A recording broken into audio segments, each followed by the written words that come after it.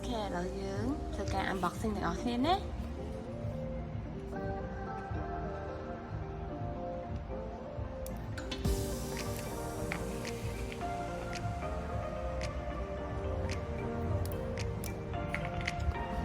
្រៀម1 2 3បើក sticker ហើយណា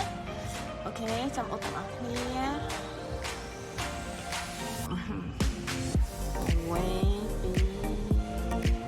2 3យ៉ាអូខេមិនដែរបង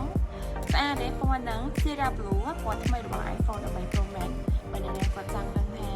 ខ្ញុំទិញ13 Pro Max ទិញពណ៌ហ្នឹងត្រូវមកគឺគាត់ទៅទិញពណ៌ហ្នឹងមកគឺគេដឹងពីយើង13 Pro Max អូខេ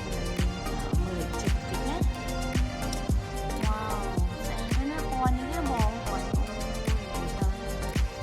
ថ្លៃហ្មងលក្ខណៈពណ៌ស្រាលប៉ុន្តែស្រាលគេមិនពណ៌យ៉ាងនេះពណ៌ស្អាតហ្មង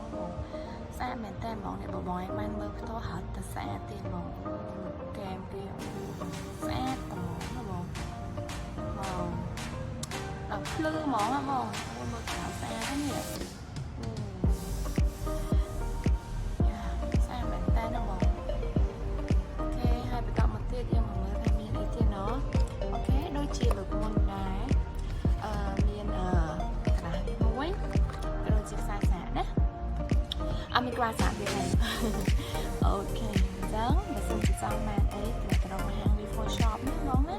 អូខេពណ៌នេះស្អាតបងកុំឲ្យរំលងណានិយាយទៅស្អាតប្លែកតែម្ដងថាពណ៌ blue 12 Pro Max ទៅស្អាតអា13 Pro Max នេះចេញពណ៌មករឹតតែស្អាតទៀតហ្មង